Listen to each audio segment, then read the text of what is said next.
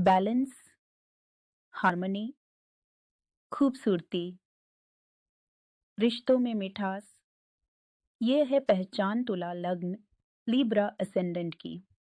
आप जिंदगी में हमेशा एक संतुलन, एक पीस बनाए रखना चाहते हैं। कॉन्फ्लिक्ट से बचना, सबके साथ मिलकर चलना, यह आपकी कोर नेचर है। Venus ruled. आपकी कहानी का पहला चैप्टर अक्सर ब्यूटी और रिलेशनशिप्स के इर्द गिर्द घूमता है। तुला असेंडेंट, संतुलन, सुंदरता और रिश्तों के प्रतीक। लेकिन क्या आपने कभी सोचा है कि इस शांत और संतुलित व्यक्तित्व के पीछे मन के गहरे कोनों में कुछ डर और चिंताएं भी छिपी हो सकती हैं? ज्योतिष हमें बताता है कि हमारी कुंडली के कुछ भाव विशेष रूप से चुनौतियों, बाधाओं और छिपे हुए डरों से जुड़े होते हैं। आज के एपिसोड में हम विशेष रूप से तुला लग्न लिब्रा असेंडेंट के जातकों पर ध्यान केंद्रित करेंगे और उनकी कुंडली के 3 सबसे चुनौतीपूर्ण भावों, छठे, 8वें और 12वें भाव, 6th, 8th and 12th houses के बारे में बात करेंगे। हम जानेंगे कि इन भावों में कौन सी राशियां पड़ती हैं, उनके स्वामी कौन है और ये तुला लग्न वालों के लिए किस प्रकार के आंतरिक भय या बाहरी चुनौतियों का संकेत दे सकते हैं। छठा घर, 6th हाउस, जो पाइसिस एनर्जी है। यह घर है daily struggles, health, work routines, service, enemies और डेट का। यहाँ पाइसिस की एनर्जी आती है, जो स्पिरिचुअलिटी, इंट्यूशन, कंपैशन, लेकिन साथ ही कंफ्यूजन, एस्केपिज्म और बाउंड्रीज के डिसॉल्व होने से कनेक्टेड है। तो क्या होता है? तुला लग्न वाले जो क्लैरिटी और बैलेंस चाहते हैं, उन्हें अपनी डेली लाइफ या वर्क एनवायरनमेंट में पाइसिस की यह ड्रीमी या बाउंड्री लेस एनर्जी परेशान कर सकती है। उन्हें शायद प्रैक्टिकल रूटीन्स फॉलो करने में दिक्कत आए, या वो वर्क प्लेस पर लोगों की प्रॉब्लम्स में इतना उलझ जाए कि खुद ड्रेन हो जाएं। ओवरली कंपैशनेट या विक्टिमाइज फील करते हैं। ऐसे हेल्थ इश्यूज हो सकते हैं जो समझ ना आए, या फिर एस्केपिज्म जैसे एडिक्शन से रिलेटेड हो। हिडन एनिमीज भी हो सकते हैं जो डिसेप्टिव हों। कॉन्फ्लिक्ट्स या डेट्स को लेकर कंफ्यूजन बना रह सकता है, जिससे उनकी हार्मनी भंग हो। 8वां घर, 8th हाउस, टॉरस एनर्जी। यह घर है deep transformation, secrets, sudden events, joint resources जैसे पार्टनर का पैसा, इनहेरिटेंस, इंटीमेसी और लॉन्जेविटी का। यहाँ वृषभ की एनर्जी आती है, जो stability, comfort, security, possessions, values और ब्यूटी से कनेक्टेड है। तो क्या होता है? तुला लग्न वाले जिनके लिए रिलेशनशिप्स और हार्मोनी इम्पॉर्टेंट है, उन्हें 8th हाउस के ट्रांसफॉर्मेशन और क्राइसिस से गुजरते हुए अपनी सिक्योरिटी और कंफर्ट खोने का गहरा डर लग सकता है। वो शायद बदलाव को रेजिस्ट करें, क्योंकि उन्हें स्टेबिलिटी पसंद है। जॉइंट फाइनेंसेस या इनहेरिटेंस को लेकर पॉजेसिवनेस या स्टबर्ननेस दिखा सकते हैं, जिससे हिडन कॉन्फ्लिक्ट्स पैदा हों। इंटीमेसी में वल्नरेबिलिटी से डर लग सकता है, खासकर अगर उससे उनकी मटेरियल या इमोशनल सिक्योरिटी थ्रेटन होती हो।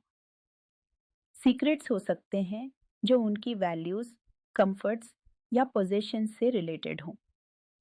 यहाँ वीनस का डबल इन्फ्लुएंस जैसे ascendant Lord plus 8th Lord, जो रिलेशनशिप्स और सिक्योरिटी के इश्यूज को बहुत डीप और ट्रांसफॉर्मेटिव बना देता है। 12वां घर है subconscious mind, hidden things, losses, isolation, letting go और स्पिरिचुअलिटी का। यहाँ विर्गो की एनर्जी आती है जो analysis, details, perfectionism, criticism, service और हेल्थ से जुड़ी है। तो क्या होता है? तुला लग्न वाले जो हार्मनी चाहते हैं, उनके सबकॉन्शियस माइंड में विर्गो की क्रिटिकल और एनालिटिकल एनर्जी लगातार चल सकती है, जिससे हिडन एंजाइटी, वरी या सेल्फ क्रिटिसिज्म पैदा हो। उन्हें अंदर ही अंदर अपनी या दूसरों की इम्परफेक्शंस को लेकर स्ट्रेस रह सकता है। हेल्थ को लेकर भी सबकॉन्शियस एंजाइटीज हो सकती हैं। हिडन एनिमीज भी हो सकते हैं जो उनकी क्रिटिसिज्म करते हैं या उनके काम में फ्लॉज निकलते हैं। लेटिंग गो करना मुश्किल हो सकता है क्योंकि उनका माइंड डिटेल्स में उलझ जाता है। सर्विस या सेवा करने में भी वो इतने परफेक्ट होने की कोशिश कर सकते हैं कि वो hidden losses like loss of peace and energy का शिकार हो जाएं। तो चलो कुछ ऐसे छोटे लेकिन गहरे कदम उठाते हैं जो तुम्हारे अंदर के इस तराजू को फिर से बैलेंस में लाने में मदद कर सकते हैं। Practical compassion. तुम्हारा 6th हाउस स्पाइसीज का है। कंपैशन देता है पर बाउंड्रीज ब्लर कर सकता है। प्रैक्टिस करो कि दूसरों की मदद करते हुए अपनी लिमिट्स को भी रिस्पेक्ट करो। नो कहना सीखो, प्यार से लेकिन फर्मली। डेली लाइफ में थोड़ा प्रैक्टिकल स्पिरिचुअलिटी जैसे माइंडफुल वॉकिंग शामिल करो, सिर्फ ख्यालों में नहीं। इनर सिक्योरिटी फोकस तुम्हारा 8th हाउस टॉरस का है। मटेरियल सिक्योरिटी के लॉस का डर देता है। प्रैक्टिस करो उन चीज़ों को वैल्यू देने की जो नॉन मटेरियल हैं, जैसे आपके रिलेशनशिप्स, आपकी इनर पीस, आपकी स्किल्स। हर दिन उस एक चीज़ के लिए ग्रेटफुल रहें जो आपके पास है, न कि उस चीज़ के लिए जो आपके पास नहीं है। तुम्हारा 12th हाउस विर्गो का है। सबकॉन्शियस क्रिटिसिज्म देता है।